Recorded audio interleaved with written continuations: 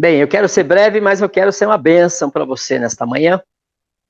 E é mais uma inquietação mesmo, é uma reflexão, é um conselho de um pastor que é da Igreja Cristã da Família, que a gente levanta esse baluarte, né, esta bandeira da família, e Deus tem nos inquietado muito. Então são conselhos, reflexões que a gente precisa fazer num momento tão difícil. Veja bem, eu tenho uma coisa comigo que eu gosto das crianças. Se você estiver comigo conversando na igreja, por exemplo, e uma criança me cutucar para eu correr atrás dela e brincar com ela, você já era, você ficou esquecido, eu deixo você falando sozinho e vou correr no meio das cadeiras e fazer cócegas. Eu gosto de criança, no sentido de estar fazendo cócegas e olhando no olho e brincando. É o meu jeito. Eu gosto muito. E, da mesma maneira, semelhantemente, em outros lugares também. Aqui em casa é assim, com os meus filhos até hoje. E eu tenho um sobrinho que, semana passada, então, desde ele pequenininho, eu brinco com ele, da mesma maneira que como eu brinco com as pessoas, as crianças da igreja. Semana passada, a gente estava no aniversário da minha mãe, e ele estava lá, e eu fui, né, na mesma pegada. Quando ele me vê, ele já fica, né, assim, o que esse cara vai fazer comigo? Mas, enfim, só que eu fui vencido. Infelizmente, foi uma derrota para mim, porque ele estava com celular, e eu fazia cócega, como sempre e ele firme lá com as duas mãos no celular. E aí eu perdi a graça, porque ele, né, durão lá, com o celular na mão, ninguém me tira. Eu olhei a telinha, tinha um joguinho, e o joguinho tinha uma moça, né, uma mulher com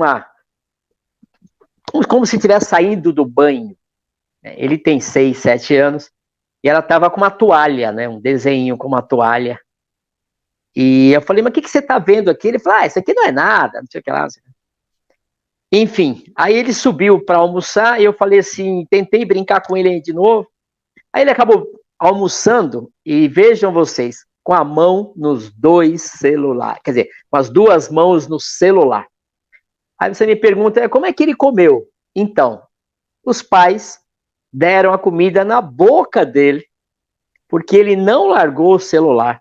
Ele tinha que comer alguma coisa. E aí, eu alimentando ele, e ele olhando para aquele joguinho, e eu vou ficando desesperado com isso. Nós fomos viajar, a igreja, uma parte da igreja, no final do ano, num ano, acho que uns 3 ou 4 anos atrás, e nós tínhamos lá na nossa companhia um rapaz, um adolescente, que estava um pouco desconectado, estava fora de ambiente, ele estava fora. E a gente passou lá, sei lá, 10 dias lá. E ninguém conseguiu falar com ele, ele não conseguiu falar com ninguém. Muito bem. E aí, uma hora aquilo me incomodou, eu fui falar com o marido da mãe desse rapaz. E aí eu falei, meu amigo, o que acontece com esse jovem? Porque ele ficou de calça no calor, ele não andou na piscina, ele não foi na piscina, ele não foi na praia, ele não comeu com ninguém. E a gente, quando tá junto, a gente faz aquela coisa de estar junto, aquela felicidade, e ele completamente deslocado. O pai, não o pai, mas, né, o marido da mãe desse rapaz falou, sabe o que é? É que o pai dele tirou o celular dele. Ele perdeu um ano, esse segundo ano, então no primeiro ano que ele perdeu, o pai falou, olha, você toma cuidado. Muito bem, porque ele troca o dia pela noite, não estuda, é só celular. No segundo ano ele perdeu também, aí o pai falou assim, então me dá esse celular. Aí ele falou pro pai, você tirou a minha vida. E ele parecia realmente uma pessoa que não estava ali naquela terra. Você olhava para o olho dele, você não via a alma, você não via. Ele tem outro mundo que ele vive, e aquele mundo que ele estava ali era um mundo estranho para ele. Ano passado, aliás, retrasado, 2019, eu fui numa igreja fazer uma palestra sobre a Bíblia, e o assunto que estava permeando aquela igreja Era um rapaz que foi muito mimado na sua infância, mimado na sua adolescência. O pai, quando tentou desmamar ele desta manha, o tio abraçou ele, assumiu ele na manha, ou seja, o que o pai não dava, o tio dava. Um rapaz com 18 anos, 19, já tinha uma moto. Ele queria uma moto, o pai não dava, o tio que era rico falava, tá aqui a moto, de mais de 1000 cilindradas. Enfim, manha, mesmo após a sua idade avançar, deixar de ser criança, adolescente, ele casou, e era um rapaz da igreja. E lá para as tantas, a vida disse não para ele. Teve uma crise lá no casamento, mais a vida dele. Enfim, a vida disse não para ele. Enquanto o pai dizia não, quando o pai se tocou, o tio não dizia não, mas um dia a vida disse não para esse rapaz. Ele não suportou, não conseguiu ver neste não nada de muito legal. O que ele fez? Ele pegou uma corda e se enforcou. O assunto daquela igreja, uma igreja grande, uma grande mesmo, era por quê? Mas aí o pastor que acompanhava dele disse, olha, ele teve uma vida sem nenhum não. Agora o não foi falado e ele não suportou. Então tudo isso são histórias que têm a ver com os dias de hoje, com a nossa realidade de hoje. Em 1992 eu me converti. E antes de chegar em algum tipo de igreja, eu estava num ambiente mais missionário. Eu estava na mesa com um missionário chamado Celso, que é o xará do nosso Celso aqui, e ele estava dizendo das palavras proféticas. A palavra profética é uma palavra que não acontece às vezes na hora, mas acontece anos depois. Alguém diz, encontra você no ponto de ônibus, encontra você em algum lugar, e diz, olha, Deus está me dizendo que você vai para a África, Deus está me dizendo que você vai para Moçambique, Deus está me dizendo, e são pessoas muito normais que ouvem isso. Tem gente que é bancário, era bancário, ou gente que trabalhava em metalúrgica, e Deus começa a chamar a pessoa para o ambiente missionário, começa a dar um amor por um país, por um estado, por um tipo de comunidade, enfim, e ele estava me dizendo justamente isso, que ele teve várias palavras antes dele assumir mesmo como missionário. Ele já era missionário, mas era uma pessoa que estava só capturando as palavras de Deus, esperando até Deus agir. E realmente aconteceu isso, é uma aventura a vida de missionário. E uma das mensagens é que ele ia conhecer o plano para a destruição das famílias. Ele ia conhecer o plano das trevas, do diabo. E ele dizendo toda a trajetória dele, que ele chegou lá na Itália, o caminho que ele fez num navio, enfim, são histórias assim que você fica 4, 5 horas babando e chorando e rindo. E aí aconteceu isso, depois dele entrar no Vaticano, que essa era uma das palavras proféticas, que ele ia salvar ali, ia ser um instrumento de salvação de um padre, isso realmente aconteceu. Quando ele saiu do Vaticano, estava num ponto de ônibus, ele viu uma senhora com uma beca, né, com aquela roupa de freira, porém preta. E ele perguntou, você é católica? Ela, não. Ah, então você é de... que tipo de religião você é cristã? Ela falou, não, eu sou satanista. E ele não tinha lembrado nada da palavra profética dele, que tinham dado para ele. E aí ela falou assim, olha, quer conhecer? Assim, e ele falou, vamos. Enfim, levou ele num lugar que ele não sabe como chegou. Chegou lá, tinha lá uma exaltação a Satanás. E quando e por acaso ele estava sem comer, né, ele preferiu ficar sem comer, ou esqueceu de comer, aquela correria, tinha que sair do Vaticano rápido para não ser pego, porque até entrar e sair, ele entrou de um jeito miraculoso. E ele estava em jejum, e quando o pessoal viu ele lá, né, os sacerdotes do diabo, falou, o nosso inimigo entrou aqui. Aí o diabo, né, que estava na voz de um sacerdote, falou, nós não podemos tocá-lo, porque ele está em jejum. Muito bem, aí ele foi levado numa sala e abriu-se um computador, E aí a moça sentou e falou, essa aqui é a estratégia do diabo para os próximos anos. E estava escrito assim, nós vamos atacar as crianças. Muito bem. E aí eu vou para Efésios capítulo 6, verso 12, que diz, pois a nossa luta não é contra os seres humanos, mas contra os poderes e autoridades, contra os dominadores deste mundo em trevas, contra as forças espirituais do mal, nas regiões celestiais. E essa história desse missionário entendendo como é que o diabo tinha uma estratégia, se pega as crianças, você pega as gerações, você compromete um país inteiro, você compromete o reino de Deus, você compromete tudo. Então, essa era a estratégia do diabo. E ele, depois disso, ele lembrou que havia uma palavra profética de como o diabo tinha uma estratégia de destruir famílias e o reino de Deus.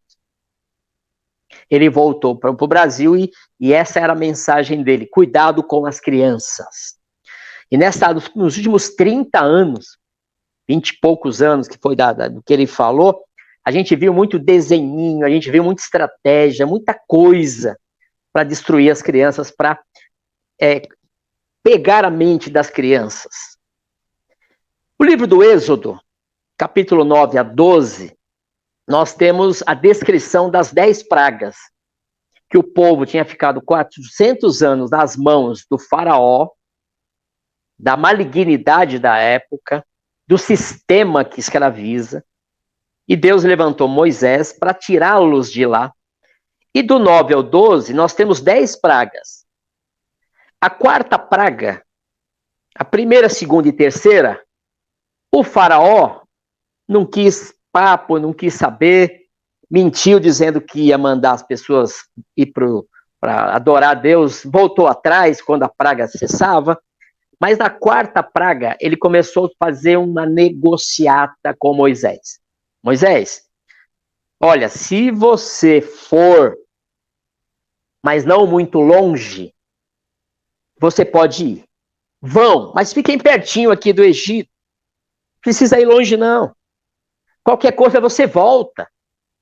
Não faz essa ruptura com o Egito. Fica pertinho, não vá muito longe. Obviamente, Moisés percebeu a situação e não quis papo. Veio uma outra praga. Na nona praga, a negociata do diabo é o seguinte, não, pode ir, mas deixa seus bens aqui. Você não precisa ir. Ou seja, a sua parte financeira pode ficar no Egito. A mentalidade do Egito pode dominar a sua vida financeira. Deixa tudo aqui. Vai, mas deixa os seus bens aqui. Olha que sutil todas essas negociatas do diabo. Mas a oitava praga é o que a gente tem que ficar mais ligado ainda. Que antes da oitava praga, o faraó falou, vem cá, Moisés. Chamou mais os magos lá, os conselheiros dele, e falou, faz o seguinte, vai os homens, mas fiquem as crianças no Egito. Pode ir os homens, mas a sua geração, a geração dos seus filhos fica aqui. E olha, o faraó é figura do diabo. A estratégia do diabo é fazer com que a gente não fique muito longe do Egito, deste mundo, que as nossas finanças fiquem presas ao Egito, à mentalidade do Egito, e que os nossos filhos fiquem nas mãos dele. Há uma guerra espiritual, queridos. Há uma força maligna desde muito tempo, e eu quero dizer aqui a data, que foi agosto de 1992, que o diabo já tinha uma estratégia contra as famílias, contra as crianças. E ao longo desses 28 anos, nós vemos isso acontecer sutilmente. E o diabo tem dito para as nossas casas, olha, não vá muito longe não. Olha, deixa suas finanças aqui na mentalidade do Egito. E principalmente, deixa suas crianças comigo aqui, eu cuido delas, pode ir, fica sossegado, que eu cuido das famílias. Aí você fala, mas Ailton, entendi, isso é muito espiritual, mas eu queria uma coisa assim mais prática, uma coisa que nem viesse um pouco da Bíblia. Você pode dizer aí? Eu falei, tá, então tá bom, eu vou te dizer, vou alimentar a sua curiosidade. Eu vou chamar aqui um vídeo agora do Léo Freeman, tem nada a ver com cristianismo, e ele vai dizer alguma coisa que faz parte dessa estratégia do diabo, e nem cristão ele é, então assista aí, fique ligado. Síndrome do imperador está afetando cada vez mais as crianças. Eu queria que você me dissesse do que se trata, que eu não sei. Se trata de uma loucura mental, narcísica dos pais. Os pais atuais têm hoje uma loucura, uma neura, uma postura neuroótica, né? Um jeito de ver a vida, de ver o seu papel e de ver a criança, por isso que eu estou chamando de neuroótica, que é doentia, porque acredita na ideia de que eu tenho que fazer o meu filho feliz a qualquer custo. Então, assim, se a diretora da escola, a professora, deu uma nota baixa, como você fez isso? Se vai ter um feriado na sexta, na quarta já liga para a orientadora. Ah, dá para facilitar a vida do meu filho? Se o filho tem que esperar uma fila para comprar o seu lanche, mas olha, ele tem que esperar muito no recreio, ele mal está comendo. Então, vai criando na criança toda uma posição de não se frustrar. Eu já ouvi no consultório de mãe assim, de pós-graduada, enfim, nível cultural, social alto. Mas eu gosto tanto de fazer o meu filho feliz.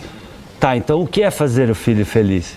E aí, ao não saber isso, os pais erram enormemente, porque cria um pequeno tirano. Eu chamo de totem narcísico. Pode olhar, na rede social, os pais não estão mais presentes, é sempre o filho. Então tem dois erros. Eu vou fazer você feliz, o que é impossível. 2, eu não sei o que é felicidade. E aí o pai ou a mãe humilham a criança. Humilham. Porque a hora que eu não te deixo crescer, eu tô te imputando, tô te colocando num papel de babaca, de fraco. Porque o oposto de autonomia é a apatia.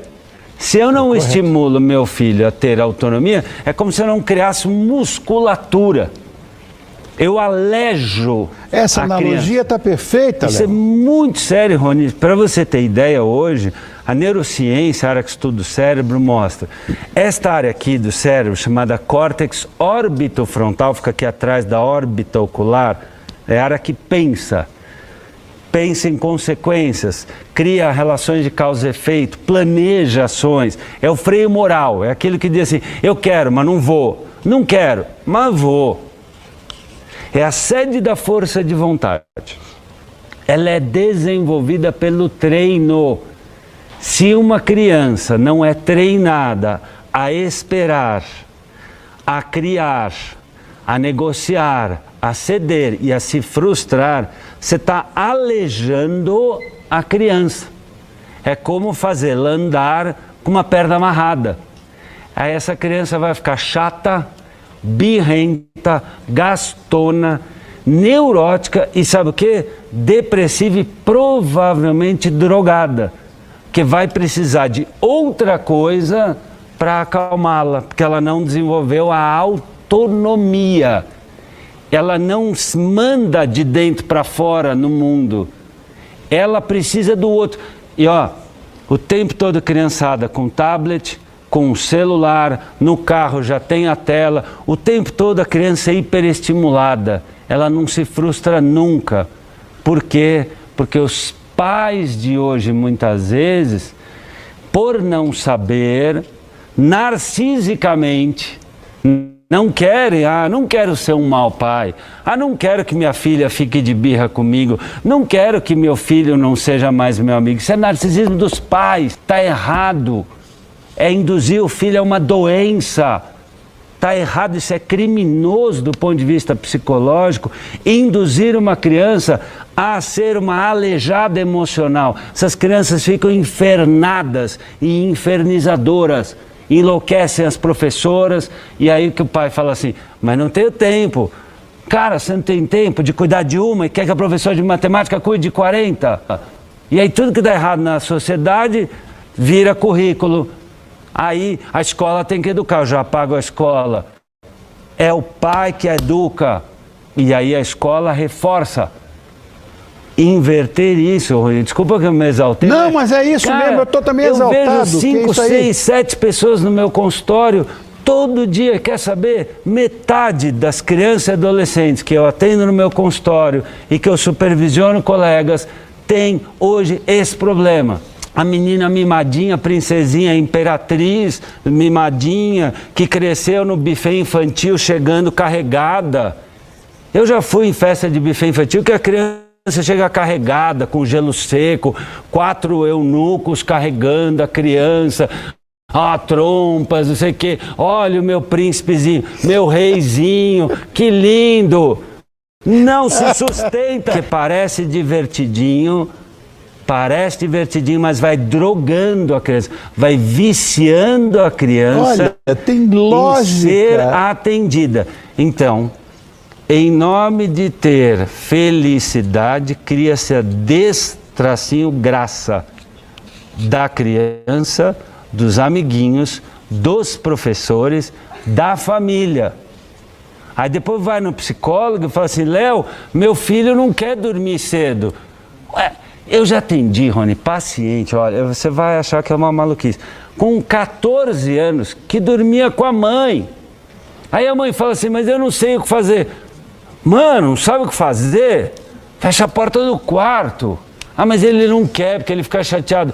E a chateação não faz parte da vida? Se os pais nessa hora começam a, de novo, dar muito presente, mimar demais, fazer tudo que a criança quer, aí o que acontece? A criança começa a perceber que ela manda na casa e aí instala-se a desgraça. Na vida, quando você perde alguns rituais muito sérios de deferência, hierarquia, limites, valores, você cria o caos. E no caos instaura-se a violência e a desgraça. A felicidade do homem é o ritual. Você está bonito assim, com saúde, bacana, tal, porque você tem rituais. Você escova teus dentes, você cuida da tua alimentação, você cuida das tuas relações. A gente só pode ter brilho, isso vale para uma joia, isso vale para uma mentalidade joia, brilhante, quando você tem lapidação. Pois é, meus amigos e minhas amigas, são orientações de um psicoterapeuta familiar que ele fica nervoso de ver os pais.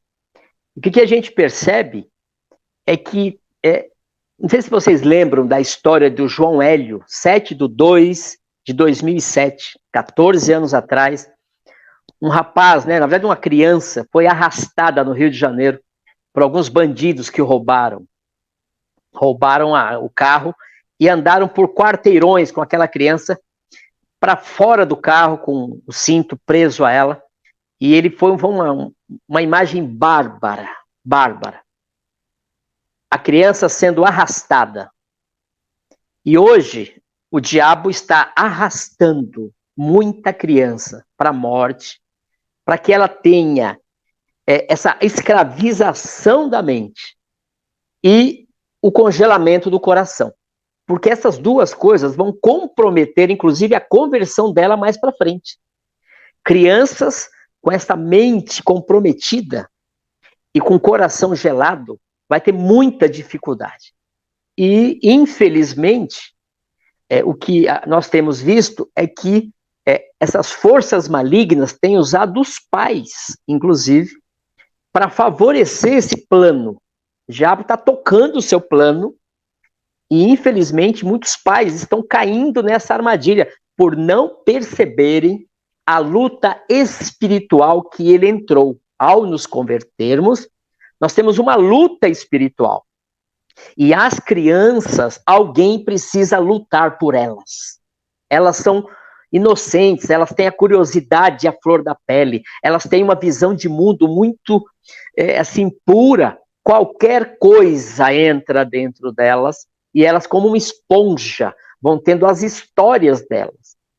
E nesta situação da luta espiritual, elas não têm a menor ideia do que está acontecendo, de que há um plano diabólico para destruir o coração, a mente, que está em jogo a salvação dela. Os pais precisam estar na frente da batalha pelas crianças, entendendo espiritualmente o perigo. Nós perdemos uma criança, duas, seu filho, uma geração. Eu sempre olhei crianças não como uma pessoa, assim como uma geração. Líder de jovens, adolescentes, eu falo assim, amigo, quando o líder queria desistir de trabalhar, eu falei, amigo, veja isso como eles são a geração que Deus pôs na tua mão. Os pais têm muita responsabilidade, aliás, toda a responsabilidade espiritual pelos seus filhos.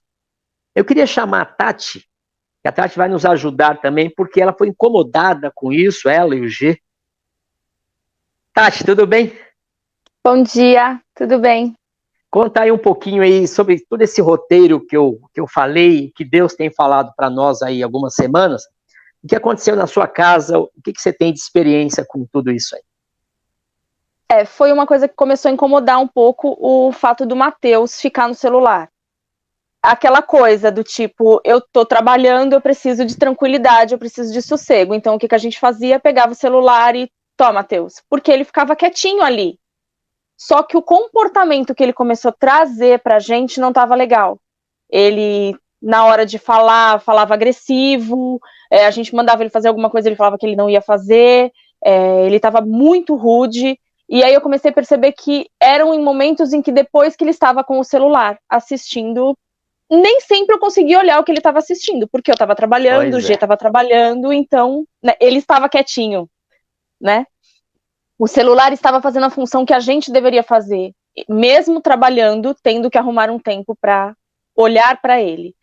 E aí isso vinha muito agressivo, ele vinha muito rude, às vezes chorando, e aquilo começou a incomodar. Então eu olhei para o G e fiz assim, eu vou tirar e não vou dar mais. De primeiro momento o G olhou para mim e falou assim, mas coitado, ele está acostumado. Eu falei assim, então, nós vamos ter que ter o trabalho de desacostumar.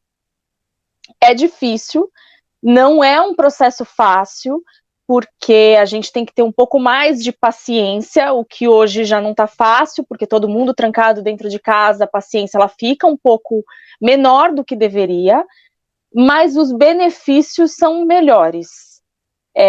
Ele ficou mais calmo, e o Matheus é uma criança hiperativa, com uma energia assim absurda, quem conhece sabe, ele não para.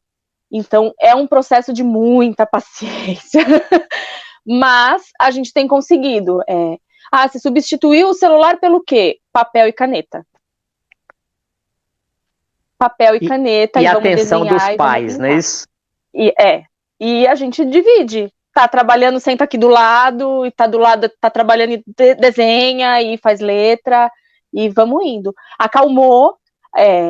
Tem momentos em que ele pede, eu não vou mentir que ele pede muito. Ontem mesmo a gente deixou assistir um pouquinho, mas ainda assim, o que você está assistindo? Sentado do nosso lado, e se subir algum vídeo que a gente achava que não, e tirava esse não. Mas eu quero, não, é desenho, e punha um desenho, e punha uma coisa lúdica, para a criança mesmo. Porque, querendo ou não, esses vídeos,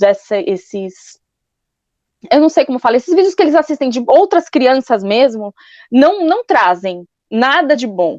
Pelo contrário, as crianças estão sempre fazendo coisa errada, estão sempre respondendo para os pais, e se ali no vídeo é legal, eu vou fazer na minha casa porque também vai ser legal. Entendi. Teve até um momento que parece que você tinha sido um pouquinho mais radical, e o G falou assim, deixa ele. Um pouco mais, apareceu uma reação dele. Conta rapidinho isso pra nós. Isso, foi. Eu tomei a decisão, só falei pro G, né? Falei, eu não vou dar mais. O G falou, não, tá bom, não vamos dar. Só que aí ele começou com a birra que ele queria. E o G, ele tem um pouco menos de paciência do que eu. O G, ele falou assim, ai, dá pra ele, deixa. E eu falei, não, eu não vou dar. Não, deixa. E acabou e deu um pouquinho. No que ele deu um pouquinho, o Matheus já respondeu ríspido pra ele. Aí eu olhei pra ele e falei assim, eu te falei. Aí ele pegou e tirou. Aí eu falei, tá vendo? Não adianta, a gente não consegue controlar, né? E aí tirou de vez. Então, o Matheus tá nesse processo de não assistir mais, e o Cauã também entrou no mesmo processo. O Cauã antes ficava ilimitado no videogame, fazia as lições de casa e podia ficar ilimitado. Hoje não mais, hoje ele tem 2 horas para jogar videogame só. É isso, controle, como o psicoterapeuta diz, né? Sem controle, sem limite, sem qualquer tipo de não, a criança ela vai virando, ele não falou ali, mas a síndrome do reizinho, a síndrome do imperador, e tem uma outra síndrome, Tati, que é a síndrome da criança rica. Chama ricopatia. Acha que tem tudo, mas não tem. E não tem a ver com camada social. Porque muitos pais, na camada C, D, ela tem sido protagonista de criança que tem comportamento de criança rica. Irresponsabilidade, crianças que são desrespeitosas. Inclusive, essa semana, uma mulher pediu 5 dias para o filho guardar os brinquedos. E ela no TikTok disse, olha, eu esperei 5 dias, no 5º dia eu peguei todos os brinquedos, joguei no lixo. 5 dias? Eu não espero nem 2 horas. Então, 5 dias dizendo, guarda os brinquedos. Aí ela disse, olha, eu não vou criar um homem desrespeitoso. Foi uma briga na internet, porque alguns disseram, que absurdo, como é que você faz isso com a criança? Olha a mentalidade. E alguns disseram, é isso mesmo. Enfim, olha a frase dela, eu não vou criar um homem desrespeitoso, desobediente. E a gente acha que a autoestima da criança cresce, é o contrário, ela baixa quando você dá tudo para ela. Enfim, são vários problemas sérios. Tati, brigadão, a gente vai continuar aqui, valeu aí. Que Deus mantenha a sabedoria Amém. E a decisão firme aí na sua casa. Amém. Vai salvar o seu Estamos filho. firmes e não voltaremos atrás. Obrigado, viu, querida? Finalizando, nós temos visto que cada vez mais a separação dos pais e os filhos está concreta. Muito cedo, as crianças saem do ambiente pedagógico, família, para entrar numa escolinha, numa creche, e esses valores da creche muitas vezes não são iguais aos valores da sua casa. Eu encontrei uma moça na nossa igreja, não Penha, mas outra localidade, que a criança devia ter 6, 7, 8, acho que nem 9 meses. Eu falei, que legal, bacana, sua filha. Ela falou assim, não vejo a hora de trabalhar, acho que mês que vem eu já vou trabalhar. Eu falei, amiga, você tá com um filho de 9 meses? Não, eu não aguento, não tenho paciência, já vou pôr na creche. Mas como não fez nem 1 ano? Cristã desesperada para trabalhar. Enfim, ela vai terceirizar os valores e toda a educação. Nessas semanas aí eu fiquei assim, muito incomodado, porque Deus acabou me lembrando, nesse período, é muito difícil você lembrar de um negócio tão diferente num ambiente, a gente está falando das crianças. Por isso que eu penso que é de Deus. Que há na Bíblia o altar de Moloque. O altar de Moloque é um deus que as nações pagãs adoravam e colocavam crianças para serem sacrificadas a esse altar. Havia uma brecha entre a estátua de Moloque e uma mesa, onde as crianças eram jogadas ali e o fogo consumia as crianças. Elas morriam vivas e queimadas. Por isso que Israel era tão repreendido pelos profetas, inclusive Jeremias fala desse altar, Jeremias capítulo 32, que as crianças judaicas estavam sendo sacrificadas num altar que consumia ela. Deus me fez ver isso, tem muita criança no nosso meio que está sendo sacrificada, jogada a um Deus, que pode ser o celular, pode ser o joguinho, pode ser o videogame, pode ser, sei lá, o vício da pornografia, não sei, mas está consumindo as crianças. Muitos pais, às vezes inconscientemente, estão sendo instrumentos na mão deste faraó, do diabo, dizendo, deixa os seus filhos comigo. Vão trabalhar, vão ganhar seu dinheiro. A emancipação da mulher, a gente tem que tomar muito cuidado. E essa é uma das coisas que eu queria que a gente tomasse algumas decisões hoje. Primeiro, ore pelos seus filhos. Guerreie por eles. Eu, desde que meus filhos nasceram, eu antes de dormir ia lá e orava, colocava a mão, eles estavam tudo dormindo, nem sabem o que eu orava por eles. E eu orei, até hoje a gente ora. A gente entra na batalha espiritual pelos filhos. A segunda coisa é que a gente precisa repensar as nossas opções, as nossas decisões econômicas. Porque muitas vezes você fala, não, eu preciso tomar uma decisão de trabalhar, a mãe e o pai, e a criança, com quem fica? Com a babá eletrônica, que antes era a televisão, hoje é o celular. Como? Que decisão é essa? E se você for obrigado a fazer isto, você vai precisar embutir no seu estilo de vida, quando você chegar em casa, um tempo de qualidade, orar por elas, ensinar a Bíblia para elas, porque se você não fizer isso, você vai deixar os seus filhos na mão daquilo que nós chamamos de um sistema de faraó espiritual que nós vivemos hoje. São decisões. Assuma o controle. Esse Léo Freiman, ele fala assim, tem 3 gotinhas de um remédio que não falha para os pais. Eu receito, todo pai que vem aqui, que tem esse problema, tem um remédio com 3 gotinhas, que todo pai, quando toma, ele sara na hora. E as 3 gotinhas são vergonha na cara. Precisa assumir o controle. Precisamos ter vergonha na cara e dizer, afinal, quem está no controle disso aqui? Nós vamos entender que nós estamos numa guerra. Essa é uma outra decisão. Então, além de orar pelos nossos filhos, guerrear por eles, repensar as nossas decisões econômicas, assumir o controle, tomar vergonha na cara mesmo, nós precisamos entender que nós estamos numa guerra. Numa guerra onde o diabo não tem parada, ele não tem misericórdia. Se ele puder destruir sua família inteira, ele vai destruir sem pestanejar. Muitas crianças estão sendo arrastadas, como o João Hélio, para a morte. E usando os pais, inclusive. Então, vale muito a pena a gente repensar o Salmo 127:3, que a Bíblia diz que os filhos são herança dele na nossa mão. Sabe o que é isso? Nós somos mordomos daquilo que Deus deixou na nossa mão.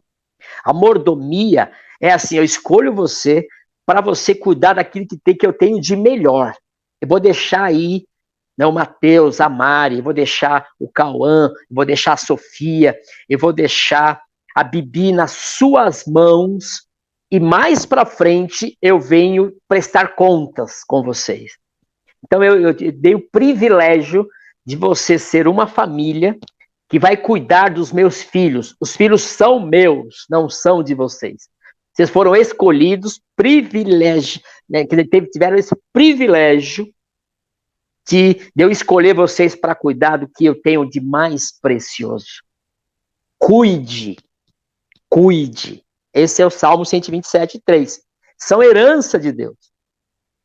Levar, em última análise, essa guerra a sério.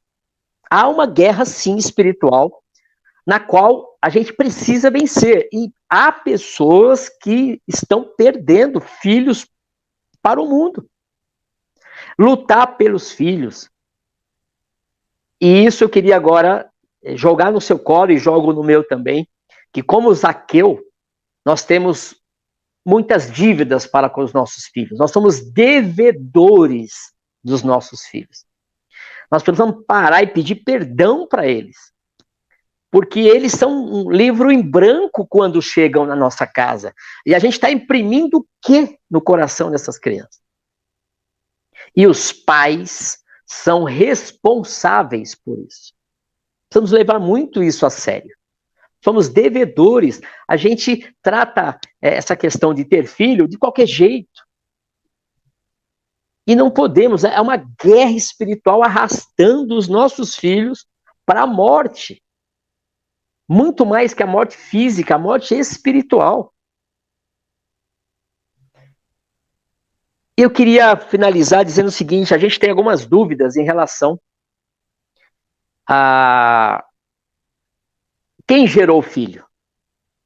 Ah, não, quem gerou o filho foi a mulher, quem gerou o filho foi o homem, e assim, quem nasceu primeiro, o ovo ou a galinha. Não, não, não. A Bíblia é clara.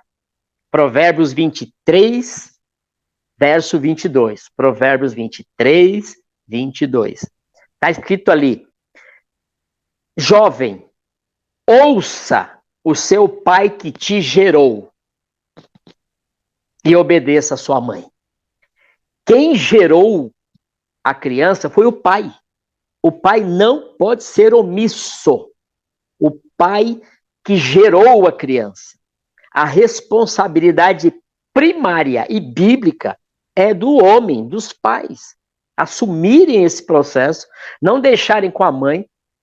Por isso que é um absurdo quando um homem gera um filho e vai embora. Tipo, não assumo. Você gerou, meu amigo. Você é responsável por aquele filho. Os pais precisam se achegar. Não pode terceirizar para a mãe. Vamos trabalhar juntos aqui. Eu sou o sacerdote desse lar. E o sacerdote é que tomava conta, entrava no Santíssimo, aonde só o sacerdote podia entrar. E o Altíssimo dava as orientações, ele trazia aquela orientação. Esse é um sacerdote do lar. Enfim, é um alerta, é um conselho, é um conselho carinhoso, mesmo que talvez de impacto para os pais. Mas nós precisamos alertar o nosso coração, a nossa mente sobre esse assunto. Se necessário, você tem que desmamar o seu filho desse celular. E é o celular que sutilmente o diabo está usando agora, obviamente. Tem muita coisa boa no celular, o evangelho tem sido, assim, divulgado de maneira expressiva, porém, entretanto, mas há um perigo real. Nós perdemos nossos filhos, nossas filhas, para esse sistema de Faraó, que ele já disse: deixa os seus filhos aqui. Podem ir, homens. Podem ir trabalhar, que os seus filhos podem ficar aqui no meu sistema chamado celular. Vamos orar. Pai querido, eu quero colocar as famílias da nossa igreja, aqueles que estão assistindo, que haja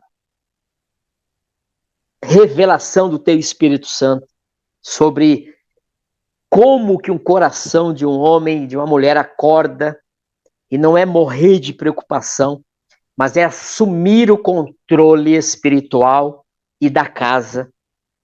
E quando os filhos acordarem, já há um sistema de Deus esperando eles. Olha, nós vamos fazer isso, eu quero orar por você, eu quero que, olha só, aprenda isso, eu vou ficar com você, e eu vou voltar, eu vou trabalhar, mas eu vou voltar à noite, nós vamos ter o nosso momento. Eu quero conversar com você, eu quero explicar como foi o meu dia, eu quero saber como foi o seu dia. Enfim, eu quero te dizer que o que aconteceu hoje, Deus estava presente. Enfim, tantas histórias que vão entrar no coração da criança e preenchê-la espiritualmente. Pai, nós queremos profetizar sobre cada filho nosso a tua salvação, a tua bênção, e o que depender de nós, nós vamos te obedecer. Não vamos colocar nossos filhos num altar no qual vai matá-lo. Nossas filhas que vão ser destruídas pelo que está nesse altar chamado celular, internet. Não é o aparelho, mas é o conteúdo dele. Pai querido, nos dê sabedoria, nos dê graça, nos dê momentos de oração, que todas essas orações que nós temos feito para as outras pessoas possam estar em primeiro lugar, bombardeando o inferno e abençoando nossos filhos e nossas filhas, aqueles que estão hoje e os que virão, os que estão no ventre ainda. Abençoamos todas essas crianças, os pais, para que tomem uma decisão séria em relação à sua casa. O tempo é hoje. O tempo não é amanhã, o tempo é hoje, é esse domingo, é a decisão, é o tempo que se chama hoje. Amanhã pode ser tarde demais. Abençoa os adolescentes, os jovens, esta geração, que haja abertura no coração deles, para os pais ainda falarem alguma coisa. Que o Espírito Santo, use os pais numa palavra maravilhosa e profética. Que os filhos, jovens e adolescentes ouçam os pais. E vão desmamando. E colocando no lugar leitura da palavra, um curso, tantas coisas no lugar do celular, no lugar do conteúdo do celular. É o que eu peço e oro no nome de Jesus. Amém.